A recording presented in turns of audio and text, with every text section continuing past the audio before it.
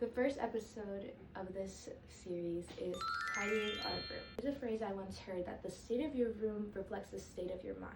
If it's all messy and everything's everywhere, your mind will reflect, and what you consume is the fruit you consume is the fruit that you give out, correct? So if I'm consuming all this mess, my mind, my life will be a mess. If I'm consuming all this cleaning, the order, the structure, my mind will be clear, full of peace, and I will begin to develop that discipline. So stay tuned while I share with you guys something that I've got from Proverbs 1.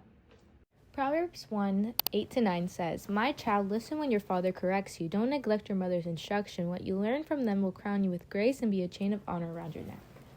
So the first step towards wisdom is listening to instruction. Don't hold a grudge against those who correct your behavior, like your parents, for instance. Take the correction and apply it, and we will begin to learn slowly. Once we learn and we listen, our lives will be one that's honorable and full of integrity because we have acquired such knowledge. In Proverbs 1:17, it says, "If a bird sees a trap being set, it knows to stay away." Second step towards wisdom is taking our time. We shouldn't be so quick to go along with things we know that are not right.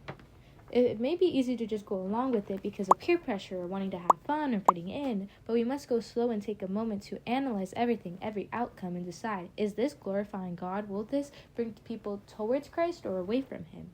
Most errors from life come from rushing the decision, rushing the process, or rushing life entirely. When we do this, we set ourselves up for doom. If we were to just take our time, then we would have a life of peace and one where we make good decisions.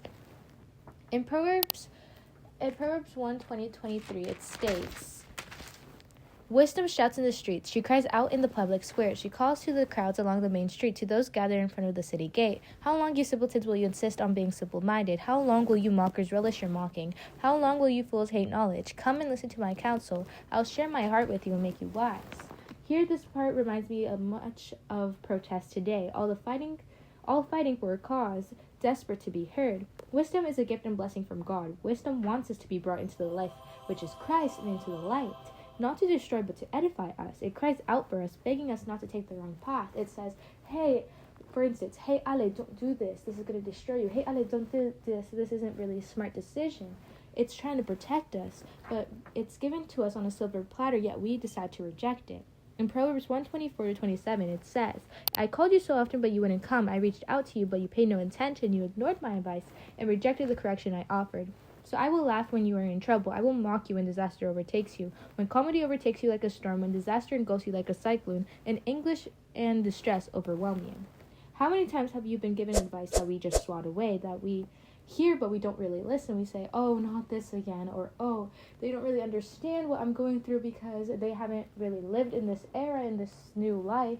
It's not the same as before, so they can't really tell me how to live, can they?"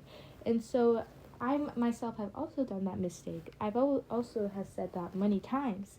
But if we were to just take a moment to listen, we would acquire so much wisdom about life. And when we live, we will live one in peace.